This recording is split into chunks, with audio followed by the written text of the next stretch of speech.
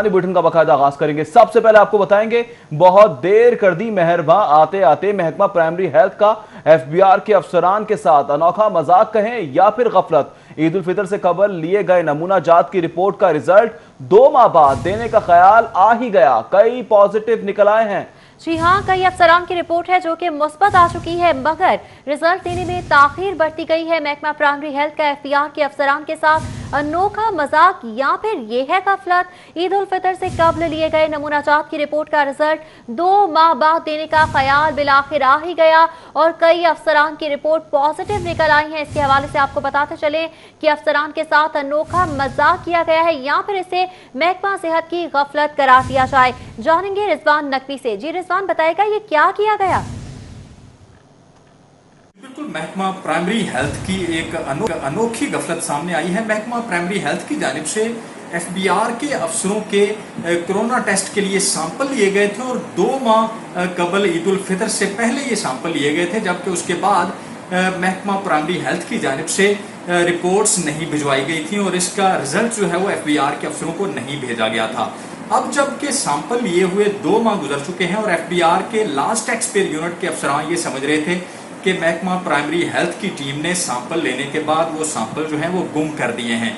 अब एफबीआर के last एक्सपेयर unit Lahore के अफसरों को रिपोर्ट्स मौसूल हुई हैं, जिसमें कई अफसरों के रिजल्ट जो है वो पॉजिटिव आ गए हैं। इस हवाले से एफबीआर के अफसरों में एक नई बहस छिड़ गई है कि अफसरों के दरमियान ये चेमगोइयां चल रही हैं कि वो ईद के दौरानिये में अपने घरों में गए और अपने फैमिली में मिले, अपने दोस्त अहबाब के साथ इंटरेक्शन हुआ।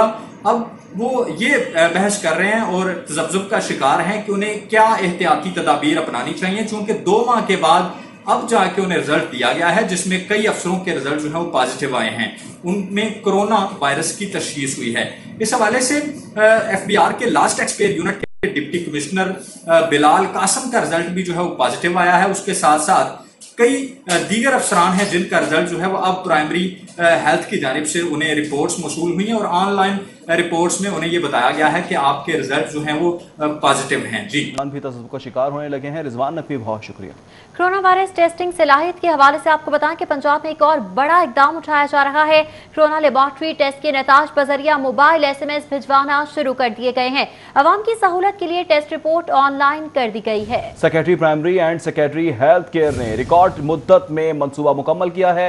प्राइवेट लेबॉर्ट्रियों की तर्ज पर तमाम सरकारी लेबॉर्ट्रियों की रिपोर्ट ऑनलाइन देखी जा सकेगी। टेस्ट नताइज आने पर सारिफ को दिए गए नंबर पर रिपोर्ट से आगाह किया जा रहा है। मोहम्मद उस्मान की जानिब से बताया गया है अब तक 1,30,000 से ज्यादा नताइज से बजरिया SMS आगाह किया जा चुका है।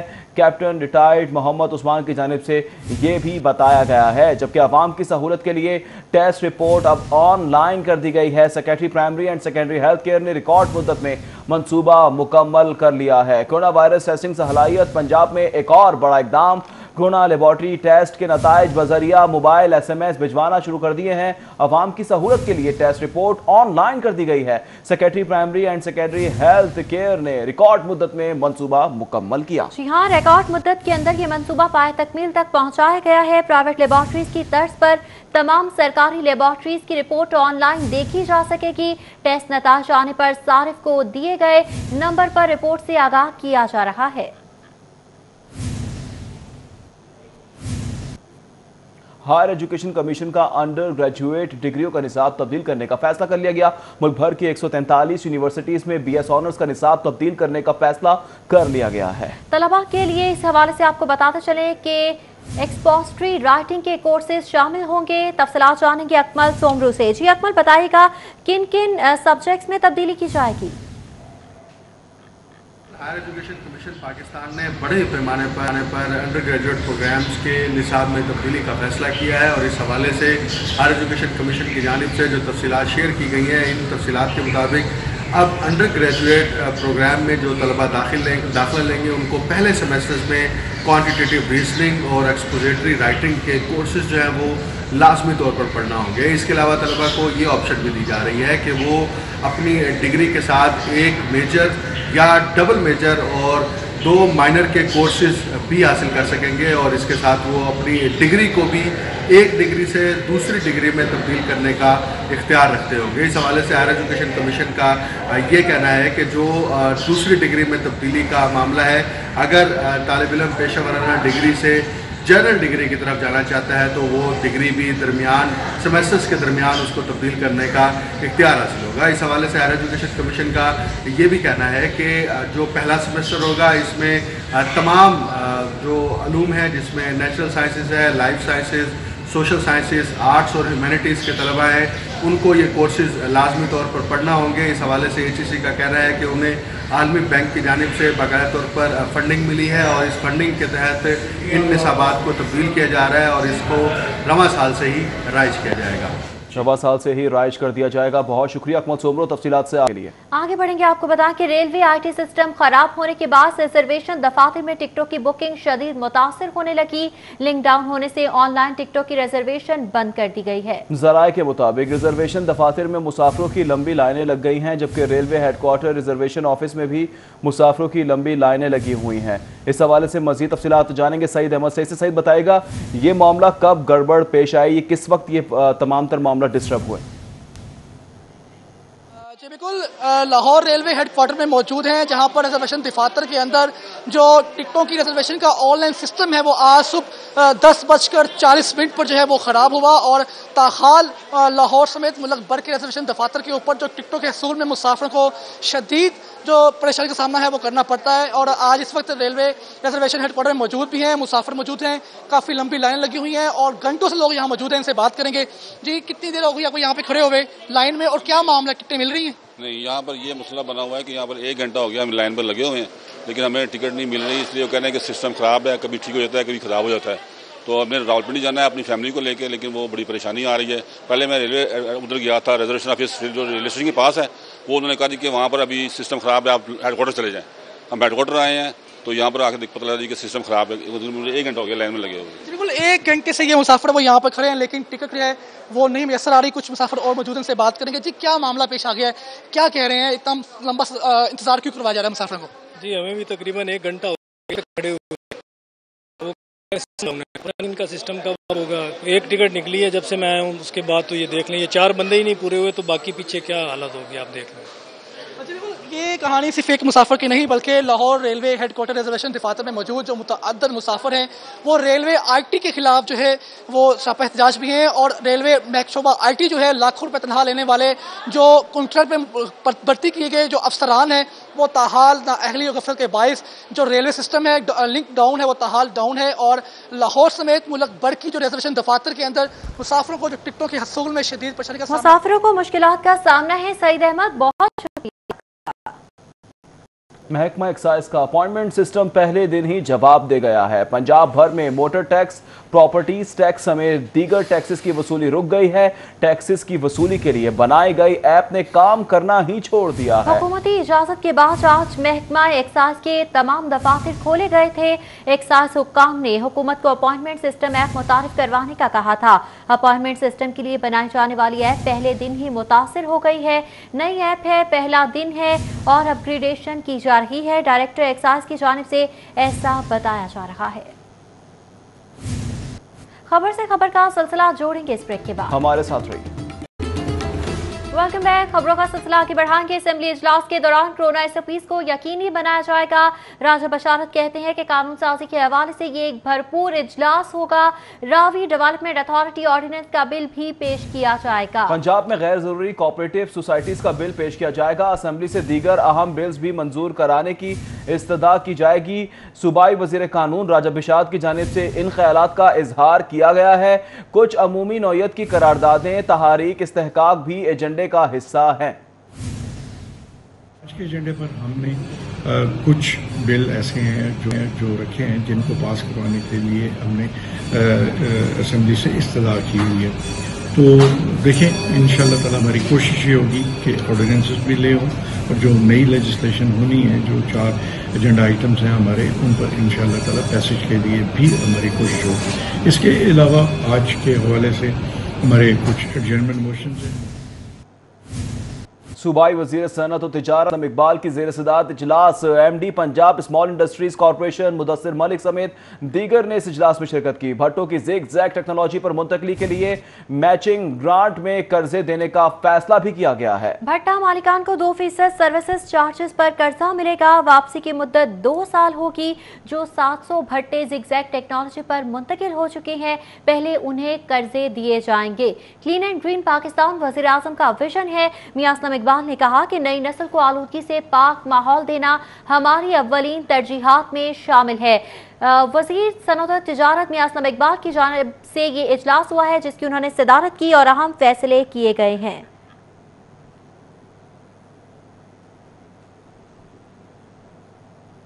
चीफ सेक्रेटरी पंजाब से सदर PTI सेंटर पंजाब एजाज अहमद चौधरी की मुलाकात। पंजाब के इंतजामी उमूर, लोकल गवर्नमेंट इंतखाबात और हल्का बंदियों बारे तबादला ख्याल किया गया। तहरीक इंसाफ हकीकी मानों में आवाम की खिदमत के लिए कोशा है। एजाज अहमद चौधरी कहते हैं लोकल गवर्नमेंट इंतखाबात की तैयारी के लिए तमाम ज़िले तंजीमों को हिदायत भी जारी कर दी गई हैं।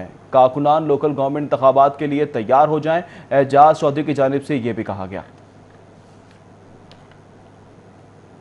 बात करेंगे मवेशी मंडी की। शहर में मवेशी मंडियां आज सज जाएंगी, ऐसा कहना है इंतजामिया का। इंतजामिया के दावों के बावजूद पाइन एवेन्यू मवेशी मंडी में इंतजामात मुकम्मल अब तक नहीं हुए हैं। किस हद तक इंतजामात मुकम्मल किए गए हैं, जानेंगे नदीम खालिद से। जी नदीम, बताएगा क्या इंतजामात मुकम्मल हो चुके हैं यहाँ पर? जी बिल्कुल, मैं इस वक्त पाइन एवेन्यू मवेशी मंडी के अंदर मौजूद हूँ।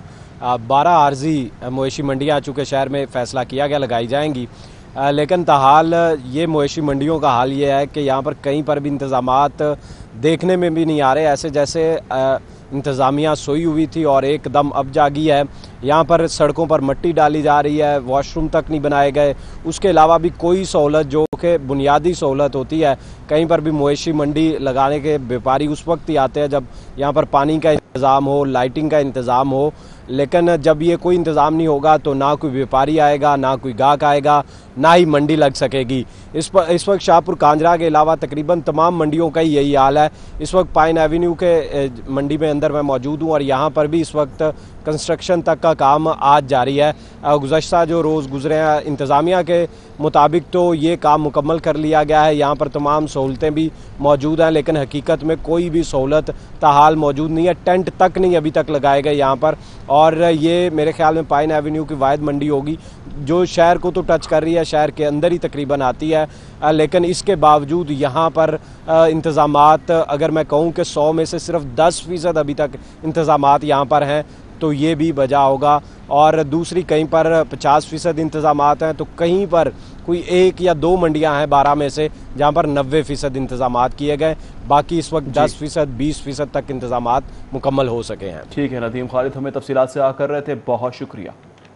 आगे बढ़ेंगे, आपको बताएं कि शहर में आसी मंडियों में इंतजामात मुकम्मल ना किए जा सके, व्यापारियों ने शहर में जानवर बेचना शुरू कर दिए हैं। हरबंसपुरा अड्डा स्टॉप के एतराफ भी गैर कानूनी तौर पर जानवरों की खरीदो फरोख्त जारी है। इस हवाले से मजीद जान लेते हैं फरहान जामीन से। फरहान, बताएगा पाइन एवेन्यू की भी यही सूरत हाल है, आप क्या सूरत हाल देख रहे हैं? जबकि इंतजाम दिखाई नहीं देता। जब नोटिफिकेशन आर्जी मंडियों का किया गया था उस वक्त कहा गया था कि किसी भी किस्म की जो गैर कानूनी शहर के अंदर मंडी है वो नहीं लगने दी जाएगी। लेकिन शहरियों ने और जो जानवर बेचने वालों व्यापारियों ने अपने तौर पर जो जानवर है वो शहर के अंदर लाकर बेचना शुरू कर दिए हैं। कुछ ने तो पॉइंट्स बना दिए हैं, जबकि जो दीगर हैं वो चलते फिरते मुख्तलिफ पॉइंट्स के ऊपर खड़े होकर अपना जानवर जो बेचने की कोशिश कर रहे हैं।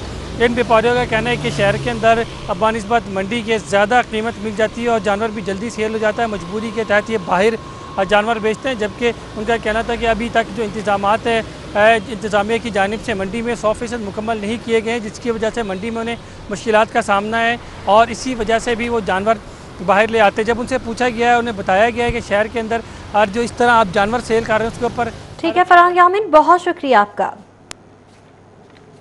जबकि शाहपुर कांजरा की मवेशी मंडी में SOPs का धड़म तख्ता हो गया है। इंतजामिया की मौजूदगी में SOPs की खिलाफ वर्जी धड़ल्ले से जारी है। जी हाँ, SOPs की खिलाफ वर्जी की जा रही है। तफसीलात जानिए राव दिलशाद हुसैन से। जी राव, बताइएगा इंतजामिया कहाँ पर गायब है? जी, लाहौर शहर में 12 मवेशी मंडियाँ लगाई गई हैं जिनको आज से फंक्शनल कर दिया गया है, लेकिन जो शहर की शाहपुर कांजरा की मवेशी मंडी है। यहाँ पर अजब नज़ारा है, जो SOPs जारी किए गए उसकी वायलेशन जो है वो हर कोने पर यहाँ नज़र आ रही है। जबकि जो दीगर मंडियाँ हैं वहाँ पर तो अभी तक वो आबाद नहीं हो सकी, लेकिन चूँकि जो शाहपुर कांजरा है ये रूटीन की मंडी भी है और यहाँ पर बहुत बड़ी तादाद में शहरी भी हैं और व्यापारी भी हैं। जानवरों की खरीदो फरोख्त का सिलसिला भी जारी है। लेकिन अगर ये कहा जाए कि जो SOPs बनाए गए हैं उन पर अमल दरामद हो रहा है, तो बिल्कुल भी ऐसा किसी भी मुकाम पर नहीं देखा गया। आप देख भी सकते हैं कि यहाँ पर जो व्यापारी हज़रात हैं वो मौजूद हैं। मास्क का जो इस्तेमाल है वो ना होने के बराबर है। यहाँ पर तमाम तर जो व्यापारी हैं या चिंगची रिक्शाज की जो आमदरफ्त का सिलसिला यहाँ पर जारी है और कोई भी यहाँ। ठीक है, राव दिलशाद हमें तमाम तर सूरत हाल से आगाह कर रहे हैं, बहुत शुक्रिया। आगे बढ़ेंगे, जुर्म की दुनिया से खबर शामिल करेंगे। निश्तर कॉलोनी में डाकुओं की फार्मेसी में लूटमार। सिटी 42 डाकुओं की लूटमार की फुटेज मंजरेआम पर ले आया। 2 डाकू ग्रीन फार्मेसी से 50,000 नकदी और मोबाइल फोन छीनकर फरार हो गए। डाकुओं ने ग्रीन फार्मेसी अमले से असलहा भी छीन लिया है। पुलिस ने ताहाल वारदात का मुकदमा ही दर्ज नहीं किया है।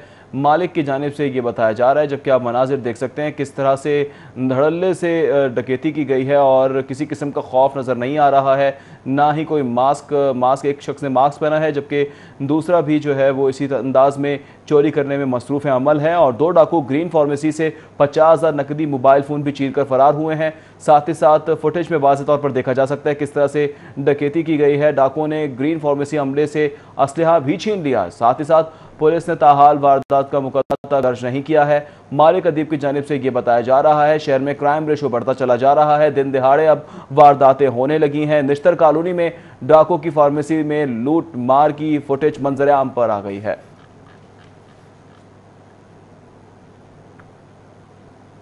महंगाई से सताई हुई आवाम के लिए बुरी खबर आ गई है। शुगर माफिया ने 4 रुपए में चीनी का 50 किलो का थैला 300 रुपए महंगा कर दिया है, जबकि शहर में आटे की किल्लत भी बदस्तूर बरकरार है। महंगाई से सताए आवाम के लिए बुरी खबर, शुगर माफिया हुकूमत से ज्यादा ताकतवर है। 4 रोज में चीनी के 50 किलो थैले की कीमत 300 रुपए बढ़ा दी गई है। चीनी के 50 किलो थैले की एक्स मिल कीमत 4,100 रुपए हो गई है। अकबरी मंडी में चीनी का 50 किलो का थैला 4,300 रुपए का हो गया।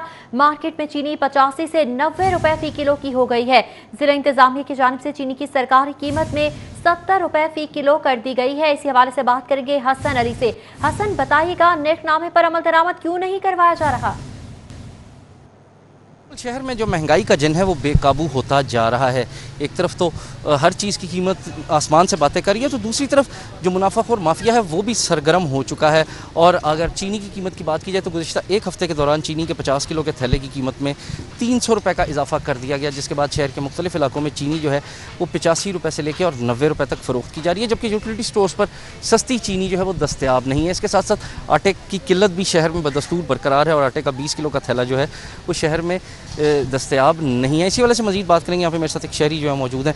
ये बताइएगा कि महंगाई जो है वो बढ़ती जा रही है, चीनी हो आटा हो हर चीज़ की कीमत आसमान बातें कर रही है। बिल्कुल इसी तरह ही है। चीनी नहीं मिल रही, अगर मिल रही है तो बहुत महंगी मिल रही है, 90, 95, 100, हर दुकानदार का अपना रेट है। इसी तरह आटे का हाल है। आटा लेने जाओ तो दुकानदार के पास है, अगर है भी ना तो वो अंडरग्राउंड तरीके से बेच रहा है। 900 का बेच रहा है थैला, 20 किलो वाला 1000 रुपये का बेच रहा है, अपने रेट पे बेच रहा है। अव्वल तो वो कोई दे रहा है दुकानदार। हुकूमत दावे कर रही है कि चीज़ें कंट्रोल हो रही हैं, कहीं कंट्रोल कोई नज़र आता है? कोई कंट्रोल नहीं है, कोई कंट्रोल नहीं, कंट्रोल से बाहर है, आउट ऑफ कंट्रोल है। क्या सब्जियों में, क्या दालों में, क्या फलों में क्या हाल है। महंगाई है, आवाम तो पिस चुकी है। इस हुकूमत से आवाम खुश नहीं है। जी, जैसे कि मेरे साथ एक शहरी जो मौजूद थे, उनका यही कहना था कि आवाम जो है वो महंगाई की चक्की में पिस रही है और हुकूमत की जानिब से सिर्फ दावे किए जा रहे हैं और कीमतों को कंट्रोल करने के लिए कोई इकदामात नज़र नहीं आते। जी, करने के लिए किसी किस्म के इकदामात नज़र नहीं आते हैं। हसन अली, बहुत शुक्रिया तफसीलात से आगाह करने के लिए। जबकि हुकूमत के मुकर्रर करदा नरखों पर चीनी फ़रोख्त नहीं हो रही है, दुकानदारों की जानिब से ये भी बताया जा रहा है।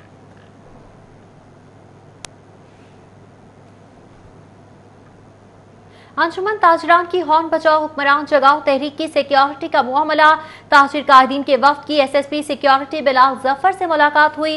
वफ्द में ऑल पाकिस्तान अंजुमन ताजरान, नईम मीर, अशरफ भट्टी ग्रुप के कायदीन शामिल थे। इस हवाले से मजीद तफसीलात जान लेंगे शहजाद खान अब्दाली से। शहजाद, बताएगा सिक्योरिटी के मामला तय पा गए? जी बिल्कुल, अंजुमन ताजरान की हॉर्न बजाओ हुक्मरान जगाओ तहरीक की सिक्योरिटी के हवाले से ताजर कायदीन के वफ्द ने एसएसपी बिलाल जफर से मुलाकात की। तकरीबन 9 ताजर तंजीमों के ताजर कायदीन ने एसएसपी सिक्योरिटी बिलाल जफर से मुलाकात की। जिन ताजर तंजीमों के सरबराहान ने एसएसपी सिक्योरिटी बिलाल जफर से मुलाकात की, इनमें अंजुमन ताजरान नईम मीर ग्रुप, अंजुमन ताजरान अशरफ भट्टी ग्रुप, इसके अलावा फर्नीचर एसोसिएशन, टूरिज़म एसोसिएशन, इसके साथ साथ Lahore Sarafa and jewellery association, events, catering और होटल एंड इवेंट्स वाले भी इसमें शामिल थे। ताजर कायदीन में अशरफ भट्टी, इसके अलावा मियाँ खलील अबीर, शहजाद इकबाल, आमिर रफ़ीक कुरैशी और दीगर ताजर रहनुमा शामिल थे। ताजर रहनुमाओं का इस मौका पर गुफ्तगू करते हुए कहना था कि 18 जुलाई को हज़ारों ताजरों के काफ़िले लाहौर से इस्लामाबाद की जानब रवाना होंगे। ताजर बरादरी की बड़ी तादाद जो है वो SOPs को फॉलो करते हुए गाड़ियों के काफ़िलों की शक्ल में रवाना होगी ताकि कोरोना से भी बचा जा सके। और इस हवाले से वेलकम बैक नाज़रीन। मंसूबे करोड़ों के मगर कारकर्दगी सवालिया निशान है। पंजाब अर्बन यूनिट की नाअहलियां खुलकर अब सामने आने लगी हैं। सूबाई तहफ़्फ़ुज़ माहौलियात की तंजीम 9 को उजागर करने के मंसूबे में अर्बन यूनिट की रिपोर्ट मंजर आम पर आ गई है। अर्बन यूनिट ने रिसर्च रिपोर्ट का डेटा इंटरनेट से डाउनलोड करके जमा करवा दिया है। रिपोर्ट के मुताबिक कवायदो ज़वाबित में हिदायत की रिपोर्ट में 88% डेटा इंटरनेट से चोरी किया गया। माहौलियात की मैनेजमेंट की रिपोर्ट में 71% डेटा इंटरनेट से चोरी किया गया है। मुअम्मा क्या है, बात करेंगे साउथ बर्ड से। जी साउथ। बिल्कुल, मंसूबे करोड़ों के, लेकिन जब कारकर्दगी की बारी है तो उस पर सवालिया निशान है। अर्बन यूनिट की जो नाअहलियाँ हैं वो खुलकर मंजर आम पर आ गई हैं। एनवायरमेंटल प्रोटेक्शन डिपार्टमेंट ने अर्बन यूनिट के साथ एक मंसूबा तय किया था और कहा गया था कि capacity building of the department के हवाले से आप रिसर्च करके बताएं कि किस तरह अपने महकमे को बेहतर तरीके से चलाया जा सकता है और इसके अंदर कहाँ कहाँ लकूनाज हैं। लेकिन अर्बन यूनिट ने नाअहली का मुजाहरा करते हुए जो रिपोर्ट जमा कराई उसके अंदर इंटरनेट से सारा डाटा डाउनलोड करके जमा करवा दिया है। EPD ने इसका रिप्लाई लिखा है चेयरमैन अर्बन यूनिट को और उसमें इस बात का इंकशाफ किया है कि आपने जो डाटा हमें सबमिट किया है उसके अंदर सारा का सारा चोरी शुदा डाटा इंटरनेट से उठाया गया है जो काबिल कबूल नहीं। रिपोर्ट के अंदर मजीद इंकशाफात किए गए हैं कि legal record, change in environment laws, rules and regulations के हवाले से जो आपने रिपोर्ट बनाई है उसमें 88% प्लेजराइज्ड डाटा इस्तेमाल किया गया है जो इंटरनेट से डाटा चोरी करके डाला गया है। दूसरी जो रिपोर्ट है इसके अंदर लिखा गया है कि आइडेंटिफिकेशन ऑफ एनवायरमेंटल प्रॉब्लम्स और मैनेजमेंट ऑफ एनवायरनमेंट के हवाले से जो रिपोर्ट बनाई गई है उसके अंदर 77% जो डाटा है वो प्लेजराइज्ड है जो काबिल कबूल नहीं है। ये तमाम तर जो मामलात हैं ये रिकॉर्ड करके और रिपोर्ट के ज़रिए अर्बन यूनिट को भिजवा दिए गए हैं और उसमें कहा गया है कि आपकी जानिब से ये जो रिपोर्ट हमें सबमिट की गई है हम इसको ऑल टुगेदर मुकम्मल तौर पर मुस्तरद करते हैं। ज़रा की जानिब से बताया गया है कि अर्बन यूनिट के साथ मुख्तलिफ कोलैबोरेटिव एजेंसी। ठीक है साउद, हमें तफसीलात से आकर रहे थे, बहुत शुक्रिया तफसीलात से आगाह करने के लिए। महकमा तहफ़्फ़ुज़ माहौलियात की रिपोर्ट पर अर्बन यूनिट का रद्द-ए-अमल सामने आ गया है। तहफ़्फ़ुज़ माहौलियात के साथ मंसूबा 2017 में शुरू किया गया। तर्जुमान कहते हैं महकमे ने 2019 में जाली डेटे का मामला उठाया। महकमे की जानिब से 88% डाटा चोरी का इल्ज़ाम गलत है। तर्जुमान का कहना है कि सिर्फ 20% डाटा प्लेजरिज्म का शिकार हुआ है, जबकि महकमा तहफ़्फ़ुज़ माहौलियात ने मज़कूरा मंसूबे पर सिर्फ 1.5 करोड़ की अदायगी की है। तर्जुमान की जानिब से ये रद्दअमल दिया जा रहा है। महकमा तहफ़्फ़ुज़ माहौलियात की रिपोर्ट पर अर्बन यूनिट का रद्दअमल भी आ गया है। तहफ़्फ़ुज़ माहौलियात के साथ मंसूबा 2017 में शुरू किया गया।